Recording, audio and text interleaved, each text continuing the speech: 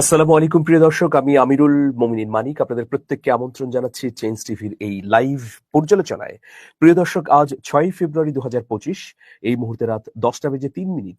আমাদের শাওন বিষয়ক দ্বিতীয় এই লাইভ শোতে আপনাদের আমন্ত্রণ।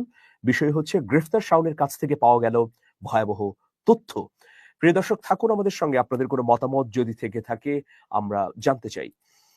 এফআই দীপু দৈনিক যুগান্তর পত্রিকার হেড অব এন্টারটেইনমেন্ট। তিনি বিনোদন সাংবাদিকতার জগতে খুব পরিচিত একজন। প্রায় 2 যুগ ধরে তিনি বিনোদন সাংবাদিকতায় কাজ করেন। অনেক শোবিজের কুশীলবদের অন্তরালের ঘটনা তার জানা। সেই এফআই দীপু 1 ঘন্টা আগে একটা স্ট্যাটাস দিয়েছেন। সেই স্ট্যাটাসে তিনি বলেছেন, এই শাওন আর সোহানা সাবা দুজনেই ভারতীয় এক কূটনীতিকের কেপ্ট। ঢাকা থেকে সেই কূটনীতিক যখন ওমানে ইন্ডিয়ান হাই কমিশনে ট্রান্সফার হয়, তখন ওমানে শাওন আর সোহানা সাবাকে হানি ট্রিপে নিয়ে গিয়েছিল সেই কূটনীতিক। বাংলাদেশে ভারতীয় গোয়েন্দা সংস্থার যে কজন এজেন্ট কাজ করে তার মধ্যে অন্যতম শাওন।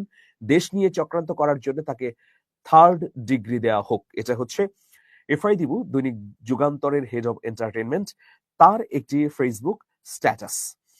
সেই স্ট্যাটাসে অনেকে অনেক ধরনের মন্তব্য করেছেন। প্রিয় দর্শক, সেই সব মন্তব্যে না গিয়ে আমি যদি এই মুহূর্তে পাওয়া আরেকটি তথ্যের দিকে যাই, তাহলে দেখব